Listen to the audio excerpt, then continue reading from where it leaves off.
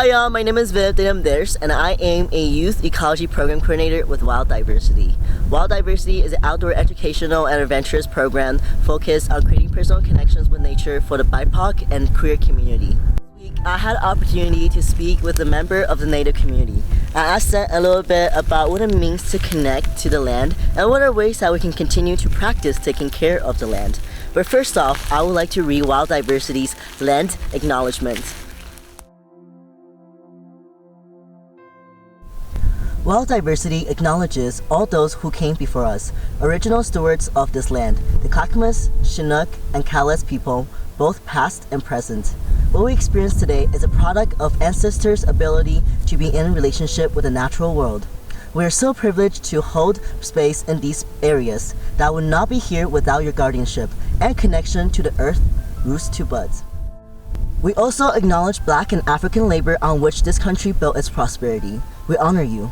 We know that we are sitting on the shoulders of giants and that we cannot do this work alone. We have always been successful through community-centered mindsets, and united will continue in our resilience and cultural strength. My name is Brandon Larabee. I'm an enrolled member of the Confederated Tribes of Siletz Indians, which is one of the 9 federally recognized tribes here in Oregon. The youth prevention program isn't necessarily like a prevention curriculum. It's more like culture is prevention. So instead of teaching prevention, we teach culture and activities for our tribal youth to take part in that kind of help build identity and build healthy traditions, which in itself is a form of prevention. I think that identity part is a big issue. And speaking from personal experience, struggling with my Indigenous identity for a lot of years, one of the I think 13 Indigenous Grandmothers that is a global organization of Indigenous grandmothers that meet with dignitaries to protect water. And I was able to attend we had, I think, 16 youth down in Southern Oregon, and we were out collecting camas seeds for reseeding a meadow that for the last 200 years had been used for cattle driving. And in one of the afternoons, she was able to come up and visit us and speak to the youth and really instill in them and myself, a message that water is life.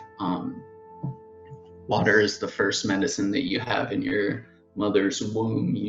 You live in water for the first 9 months of your life, and that it's sacred, and we need to do what we can to protect it. And it really struck a chord with me just thinking about all the different rivers that I've been to in Oregon and how many of them that I would feel comfortable taking a drink out of without any filtration or boiling it or anything like that. And I couldn't think of a single river that I would be willing to drink out of. And I just think that's a major reason that we need to be protecting these bodies of water, because water is already a scarce commodity in many places around the world. And to think that here on the Oregon coast, in Oregon in general, we have so much water given to us freely that we can't access, and because it's not drinkable, it's not clean.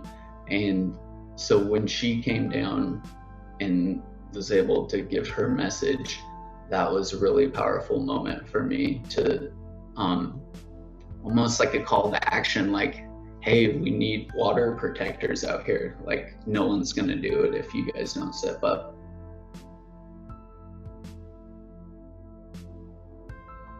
The best and first thing that you should do is, kind of take an inventory on how you can help, because not everyone has the same financial ability or time availability, or skills that can be used. And I was like one of those people that didn't necessarily have, money to donate to these organizations, or especially for the Jordan Cove.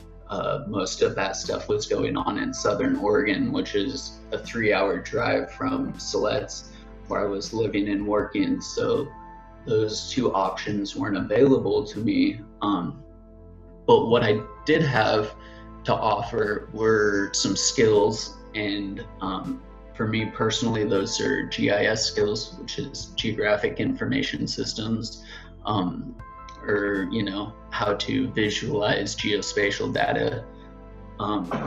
And so one of the ways that I was able to reach out and help was to create maps to be used by these organizations when sharing information with people and notifying the public of, hey, what's going to go on.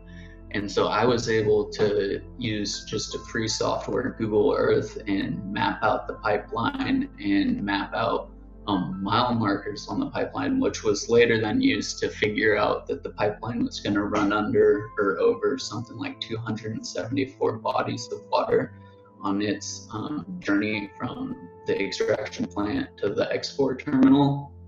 And so that was a good way for me to be able to give of myself, even when I didn't have the means to give monetarily or be a body at a meeting asking questions. I was able to create create something that was able to be used by someone who was able to be a body there and put the time in.